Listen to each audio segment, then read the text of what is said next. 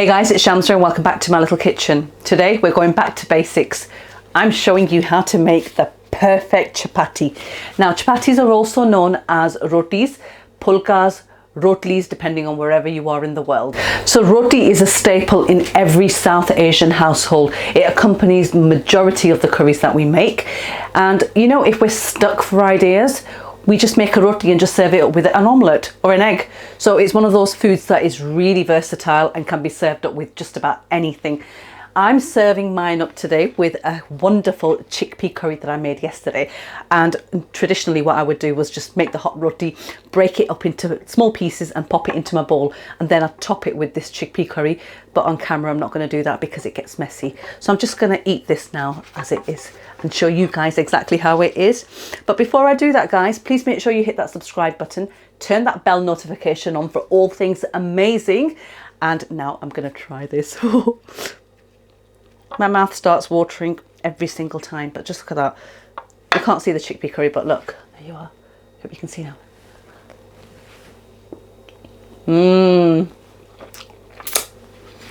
That's good.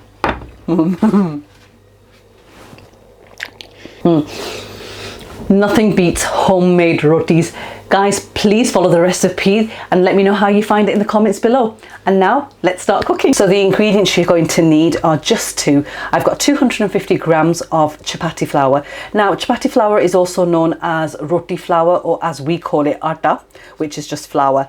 Now I use the Elephant Atta brand. You can use whatever you wish, that's entirely up to you. You can purchase this in any world food aisle in any supermarket, and a lot of you ask whether chapati flour is the same as a plain flour or all-purpose flour, and no, it's not, because chapati flour is made from the entire wheat grain, whereas all-purpose flour is a lot more refined and processed.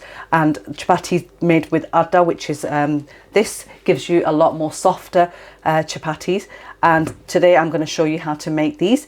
And 250 grams of this to 150 milliliters of plain cold water, and all we're going to do is add this in and just knead it to make a soft but not a sticky dough. Now if you wanted to add a pinch of salt into this, you could do. I don't add that in, so I'm just going to add this in and just mix it and bring it together. Now different brands of flour may require a little more or a little less water. Again, you're just going to have to experiment. As you can see, the dough has come together perfectly. Just look at that. There we are. And all we're going to do now is take a clean tea towel and just cover that and leave that to rest for 30 minutes. And after 30 minutes, we'll come back and we'll make our chapatis. So see you guys back then. Okay, so it's been 30 minutes that the dough's been resting. And all we are going to do now is we're going to give it a final knead before we actually start making our chapatis. And what this final knead does is it brings the two ingredients together even more to give you a really nice soft but firm dough. So as you can see, that is the texture of the dough. So when you push it down, it's springy and it bounces back up again, and that's what we want. So now we're going to be making our chapatis. So just set this aside for 1 second, and I'm just going to show you what else you need. You need some dry chapati flour, and you need your rolling pin. And here I have a portable gas hob, because I'm going to show you how to make chapatis on a gas hob today. I've also got a video which shows you how to make them on an induction hob, but I purchased one of these because, to be fair, I've used gas hobs ever since I was 12 and to make chapatis, and I've always used them, and it's a lot more easier to make chapatis on a gas hob than it is on a ceramic or an induction hob. And I've got here my Tava, which is the traditional pan that we use. Now I purchased mine from Morrison's. I'm not sure if they've got any in stock. You'll have to have a look, but you can buy them from Amazon as well. This is the traditional sort of pan that we use, hot plate if you want to call it. And we also use this, and this is a roti flipper or a roti grill. You can call it whatever you want. Looks like a grill. but this is what we use to flip our rotis. Now if you don't have one of these, don't worry, you can use the traditional method, which is basically using a clean tea towel and then just roll it up like that, and you can just press down and apply pressure around the roti and it will puff up. But we at home use this, and I've had this for as long as I can remember. So now I'm going to move on and I'm going to show you how to make your roti. Okay, we're going to start by dividing our dough into equal portions, and I'm just going to flour the base and just transfer the dough onto that. And divide it into 4 equal portions. So you're going to be making 4 chapatis out of this dough. And then all we're going to do is we're going to dip them into our dry flour, and then use your left palm and your right hand's fingers and just push like that. And you're taking the dough and you're taking it over and pushing it back into the middle. So taking it over, pushing it back into the middle, and you do that a couple of times. And then what you want to do to the middle, you just want to bring it all together and just pinch it. And what that ensures, that little pinch that we do there to stop any, like, you know, gaps there, is what gives you that puffiness, that puffed up roti right at the end. And then just turn it over and just do the same thing, roll it into the palm, and then just pop it in some flour and just set it aside. And there we are, 4 equal sized dough balls there, ready to make our rotis.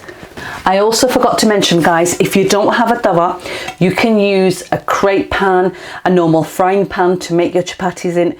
Doesn't make a difference. We traditionally use these. That's why I've got one of these, and these I use for pancakes and crepes and stuff like that. But you can use one of these as well. So now turn your gas on. So I'm just going to turn it on full power, as you can see. Pop my tawa on there, and I'm going to turn it down to a low to medium heat setting because I want that to heat up whilst I roll out my chapatis. So that's what it's on at the moment. It's a low to medium heat setting, and I'm just going to let that get nice and hot. And now we're going to roll out our chapatis. Take your dough ball, place it in the dry flour and just press down like that. There we are. Shake off the excess and just place that on the counter, and then just roll. Now roll one way and then turn, and then roll, and it might start sticking. Just pick it up and place it back into the dry flour until you have, and just keep rolling until you have a really nice round chapati.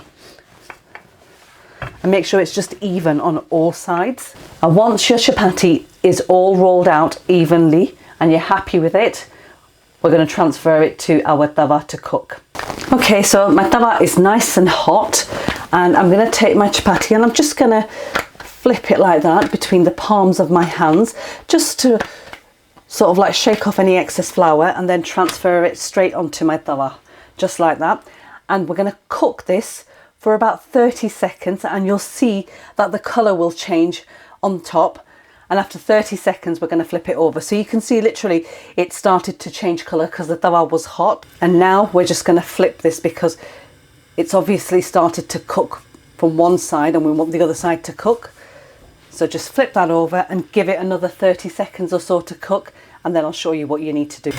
Okay, so 30 seconds later, and this is how it looks from the other side. And we're just going to take it, pop it onto our roti flipper, remove the tawa, and then turn the hob to full power, and we're going to cook this now over the heat directly like that.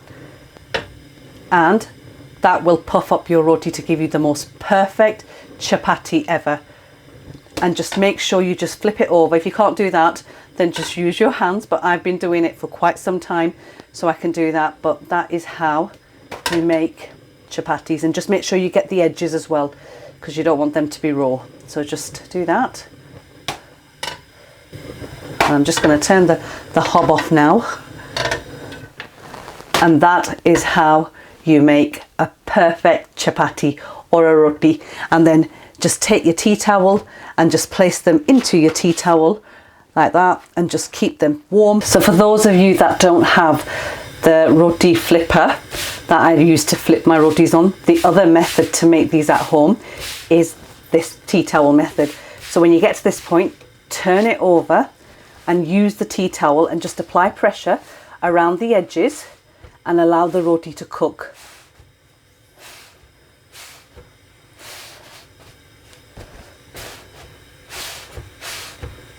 Like that, and just turn it over and just do the same thing just around the edges. And that again will help you cook your roti. So there is 2 ways to make this. I'm just going to turn the hob off now. And there you have it, guys. That's another way to make roti if you don't have the roti flipper perfectly cooked.